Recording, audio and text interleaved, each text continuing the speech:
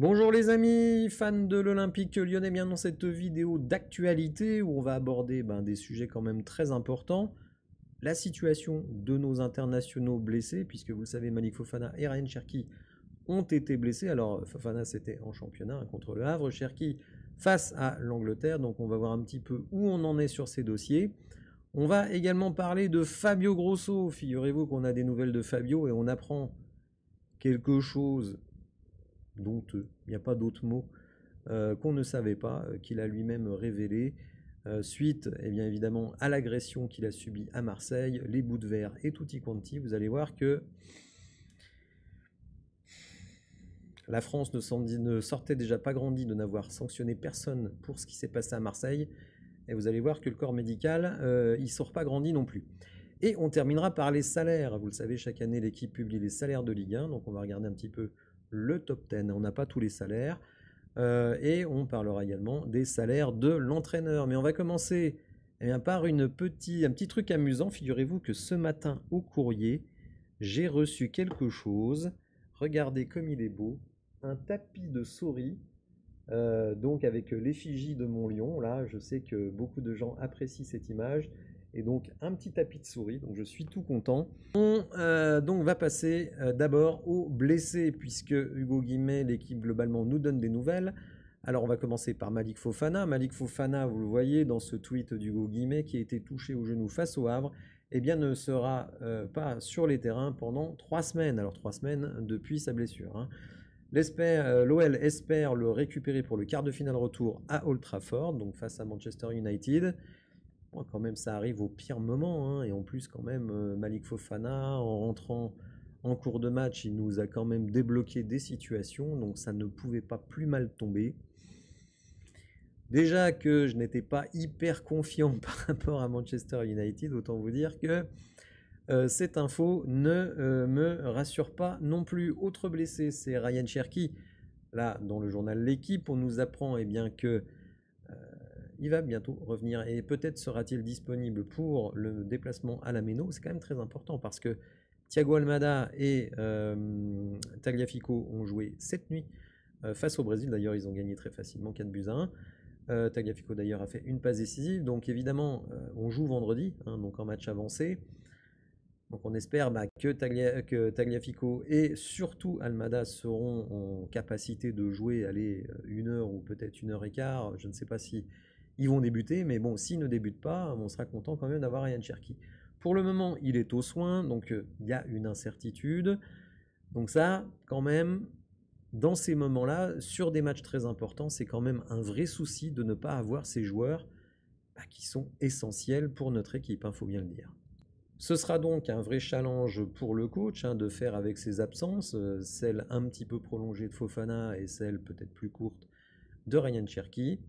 Bon, faut faire avec, mais comme le font remarquer certains dans les commentaires, puisque j'ai publié l'info ce matin, c'est un peu, je dirais, la contrepartie d'avoir resserré peut-être à l'excès l'effectif. Alors oui, les joueurs sont plus impliqués, on peut aussi les montrer, notamment des joueurs comme Tessman, comme Nuama, mais en même temps, on se prive de rotation. Et c'est là où je me dis qu'un Benrahma qui est parti en prêt, il serait bien utile dans ces périodes-là. Mais bon, on va pas refaire l'histoire.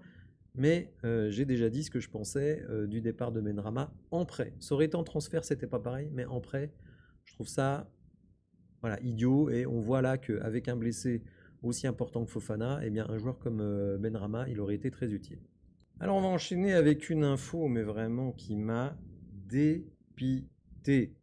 Il s'agit de Fabio Grosso, vous savez, qui a été agressé dans le bus de l'Olympique Lyonnais avec des parpaings, éclats de verre un petit peu partout. Le coach a failli perdre son œil et l'équipe lui consacre un article aujourd'hui. Alors il revient un petit peu sur cet épisode. Bon, évidemment très traumatisant pour lui, mais vous allez voir que déjà c'était la honte pour la France que personne ne soit sanctionné suite à cette agression du bus de Fabio Grosso, mais aussi des bus de supporters. Donc tout le monde s'en tire, personne, nos problèmes. Et on se rend compte que Fabio Grosso, qu'est-ce qu'il nous dit?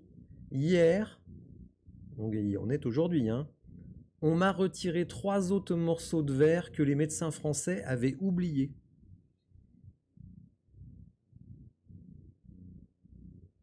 3 morceaux de verre oubliés par les médecins français. Non mais franchement. Mais franchement, si on passe pas pour des guignols après ça, enfin, vraiment, cette affaire-là, elle aura été honteuse jusqu'au bout. Et je vous avoue que quand j'ai vu ça, j'étais vraiment dégoûté. Et vraiment, je ne le surjoue pas. Je trouve ça absolument, mais honteux. On va terminer par quelque chose d'un peu plus léger. Enfin, léger, ça dépend pour le portefeuille de qui. Certainement pas pour le portefeuille de l'Olympique Lyonnais. Puisqu'il s'agit bien des salaires des joueurs, les plus gros salaires, puisqu'on nous propose que le top 10, on n'a pas tous les salaires, donc on voit déjà que Lacazette, alors c'est des salaires bruts mensuels.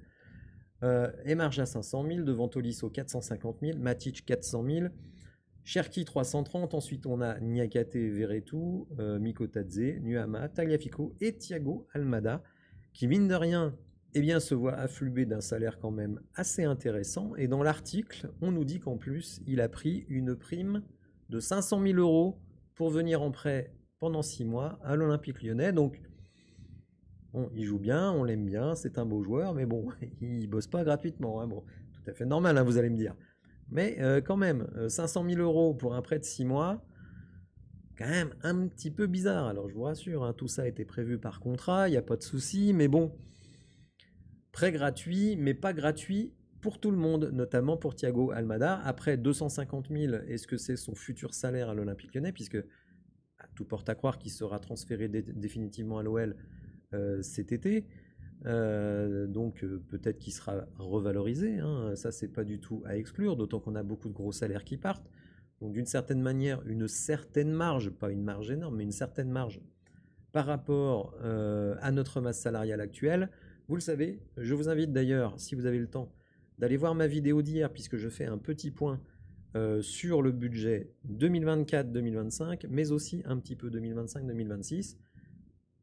Vous verrez que mes conclusions sont que la DNCG ne va pas nous embêter pour l'année en cours.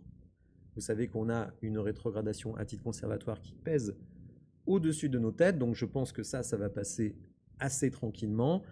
Et j'envisage la saison prochaine. Mais la conclusion que l'on peut tirer, et ça on pourra la tirer systématiquement pour tous les futurs budgets, eh bien c'est qu'il faut impérativement baisser cette masse salariale qui nous plombe. Il faut baisser aussi d'autres coûts. Vous savez que le club a entrepris un plan social assez dur, hein, puisqu'on réduit quand même les effectifs de 20%.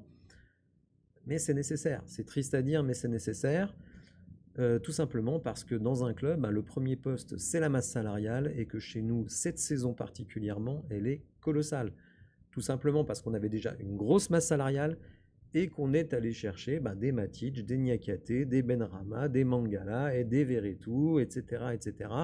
Et que tout ça, ça vient encore augmenter une masse salariale qui était très, très, très élevée. Alors depuis, certains gros salaires sont partis.